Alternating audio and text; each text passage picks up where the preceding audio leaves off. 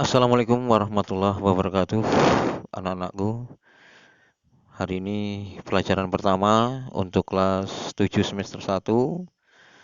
Hari ini materinya pengertian dan fungsi Al-Quran Hadis.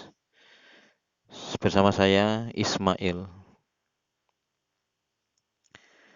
Kita lanjutkan kegiatan kita hari ini. Kita mulai dari ada 2 pertanyaan yang harus kita jawab agar tujuan kita tercapai pembelajaran hari ini. Pendahuluan, kelas dibagi menjadi 8 kelompok dengan cara setiap deret ke belakang dibagi menjadi 2 kelompok. Ya, silakan dimulai.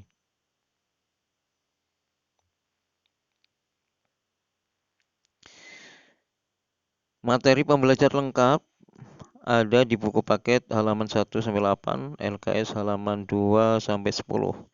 Silakan buku paket dan LKS kamu buka dan kamu baca.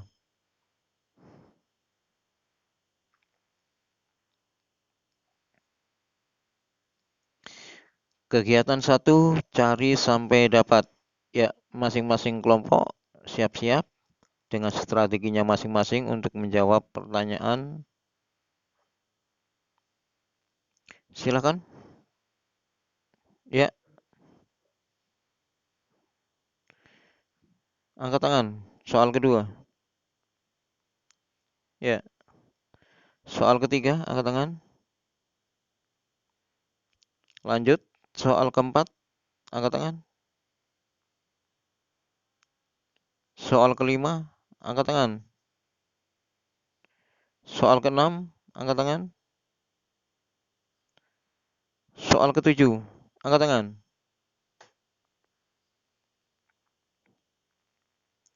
Kita lanjutkan kegiatan 2, materi sederhana. Nah, lengkapnya tadi sudah ada di buku cetak masing-masing. Ini materi sederhana yang bisa menjadi jembatan buat kita untuk mengingat-ingat nanti ketika membaca lagi ulang di rumah. Pengertian Al-Quran dan Al-Hadis. Pengertian Al-Quran menurut bahasa bacaan, menurut istilah kalam Allah Subhanahu wa taala yang diwahyukan kepada Nabi Muhammad SAW melalui malaikat Jibril dan membacanya adalah ibadah.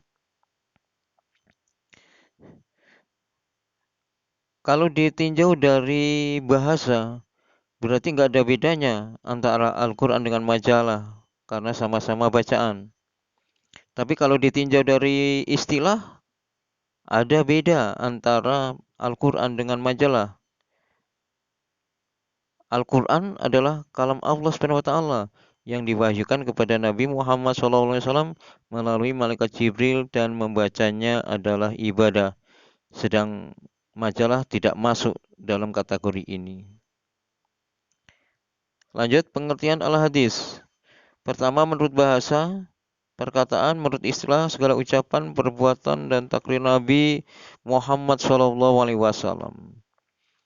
Kalau menurut bahasa, berarti perkataan saya, perkataan anak-anak, itu juga bisa menjadi hadis. Tapi setelah ditinjau dari istilah, hanya ucapan, perbuatan, dan takrir Nabi Muhammad lah yang bisa menjadi hadis. Lanjut. Fungsi Al-Quran.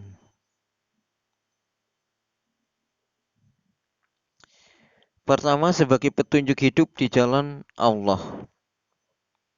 Al-Quran merupakan petunjuk hidup di jalan Allah. Kalau kita tidak ada Al-Quran, hidup kita gelap. Kita tidak punya tujuan sesuai apa yang diingini oleh Allah Subhanahu wa taala. Nah, Al-Quran itulah sebagai petunjuk hidup kita untuk dapat hidup sesuai perintah Allah atau sesuai di jalan Allah. Yang B, nikmat bagi orang yang beriman. Al-Quran itu merupakan nikmat. Di kegelapan, tidak tahu kanan kiri, mau apa yang diperintah, mana yang dilarang. Al-Quran turun adalah sebagai nikmat bagi orang-orang yang beriman. Karena apa? Sudah terjawab apa yang menjadi angan-angan mereka. Dia harus melakukan apa, mau ngapa, mau kemana hidup ini, sudah ada jawabannya. Maka Al-Quran menjadi nikmat. Yang C, kabar gembira bagi orang yang beriman, yaitu adanya surga. Orang-orang yang beriman, yang percaya dengan Allah, yang takwa kepada Allah, menjalankan apa yang diperintah Allah, menghindari apa yang dilarangnya, dia gembira karena nanti akan ada yang namanya surga atau balasan orang-orang yang beriman adalah surga. Yang D, peringatan bagi orang yang kafir, yaitu neraka. Orang-orang yang ingkar atas nikmat Allah, ingkar kepada Allah, diingatkan dalam Al-Quran bahwa esok ada neraka, siksaan, tempat penyiksaan orang-orang yang ingkar kepada Allah Subhanahu wa taala. Pendidikan moral atau budi pekerti, kisah teladan tentunya. Nah, dalam Al-Qur'an ini ada pendidikan moral, ada pendidikan budi pekerti. Kita lihat dari kisah Nabi Musa, Nabi Isa, Nabi Nuh.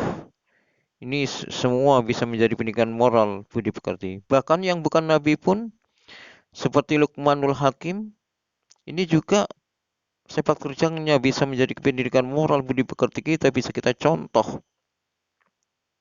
Bahkan kehebatan dia diabadikan namanya di dalam Al-Quran menjadi nama surah. F sebagai pembeda yang benar dengan yang salah. Kita bisa menentukan mana yang benar, mana yang salah, mana yang hak, yang batil. Kita menggunakan Al-Quran atau memfungsikan Al-Quran.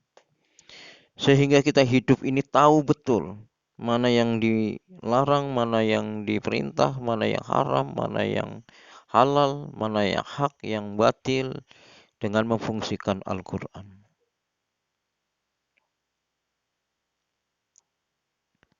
Kita lanjutkan fungsi Al-Hadis terhadap Al-Quran. 1. Memperkuat hukum yang telah ditentukan oleh Allah Subhanahu wa taala. Contoh tentang takwa. Allah dalam Al-Quran sudah bercerita tentang takwa.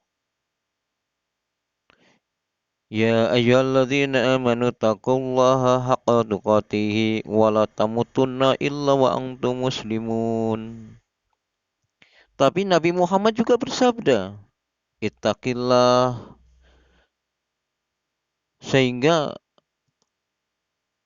hadis tersebut memperkuat hukum yang telah ditentukan oleh Allah dalam Al-Quran. Yang kedua, menjelaskan ayat yang bersifat umum. Contohnya tentang perintah sholat. Wa aqimus sholat, dan dirikanlah sholat. Perintah umum. Tapi bagaimana kita mengerjakan sholat, apa yang dibaca, ini kita dapat dari hadis Nabi. Apa yang dibaca dari hadis Nabi, kemudian apa yang dilakukan, ini juga dari hadis Nabi, berupa hadis fi'liyah. Karena pada waktu itu para sahabat disuruh melihat gerakan Nabi memperagakan sholat. Yang ketiga, membatasi keumuman Al-Quran. Contoh tentang sholat Jumat. Sholat Jumat ini kalau tidak ada hadis Nabi, maka hukumnya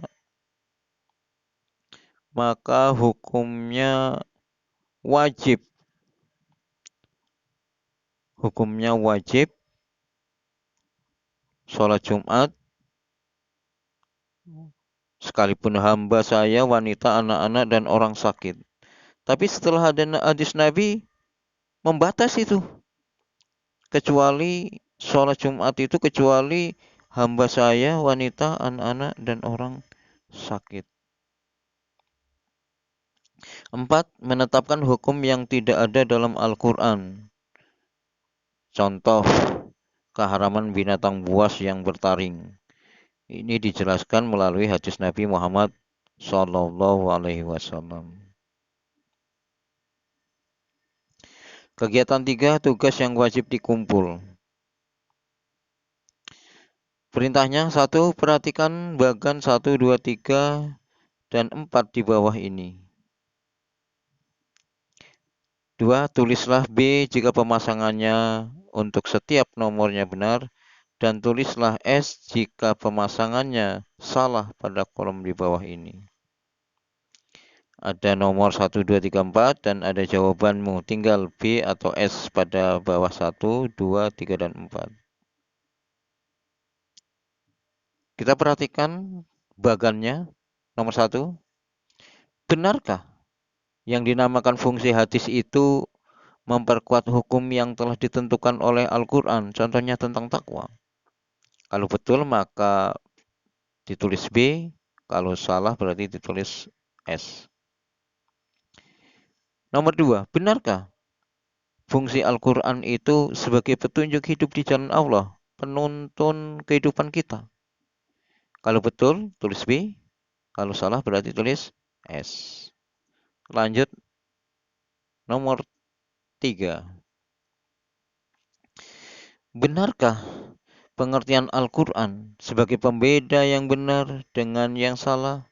Kita tahu yang halal dan yang haram, dan kita tahu mana perintah dan mana larangan. Kalau benar, maka kamu tulis B, tapi kalau salah pengertian itu, maka kamu tulis S pada kolom 3. Nomor 4. Benarkah pengertian Al-Quran merupakan kalam Allah SWT yang diwahyukan kepada Nabi Muhammad SAW melalui malaikat Jibril dan membacanya adalah ibadah? Kalau betul maka kamu tulis B, kalau salah kamu tulis S. Ya, buat lembar jawabannya ya seperti ini. Ada kelompok, misalnya kelompok A, kelasnya 7A misalnya. Nama anggotanya 1, 2, 3, 4 siapa. Nah, nanti kalau nilai saya, setelah saya periksa nilainya berapa.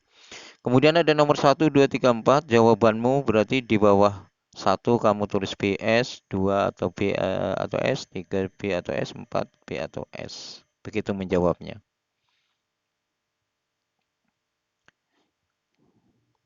Kita lanjutkan kegiatan hari ini, yaitu kegiatan 4, presentasikan dan kumpulkan hasil diskusi. Ya, masing-masing kelompok untuk menyiapkan siapa yang membaca, kemudian disiapkan lembar jawabannya yang akan dibaca nanti sekaligus dikumpul dan akan saya nilai.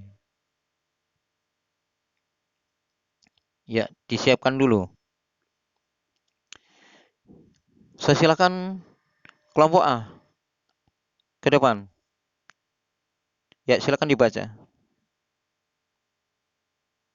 Ya, dikumpul. Kelompok B, silakan dibaca. Ya, silakan dikumpul. Kelompok C, silakan dibaca. Ya, dikumpul. Kelompok D, silakan dibaca. Silakan dikumpul. Kelompok E, silakan dibaca. Dikumpul. Kelompok F, silakan dibaca. Ya, dikumpul. Kelompok G, silakan dibaca. Ya, silakan dikumpul. Kelompok H, silakan dibaca. Ya, dikumpul.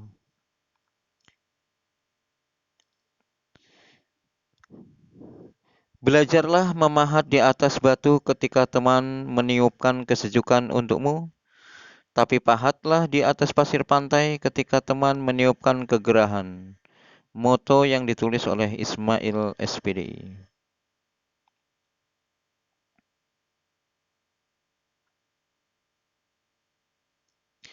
Anak-anakku sekalian, selesai sudah pelajaran kita hari ini.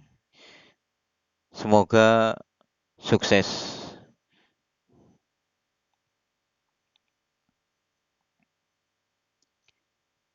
Dan saya akhiri, Assalamualaikum warahmatullahi wabarakatuh.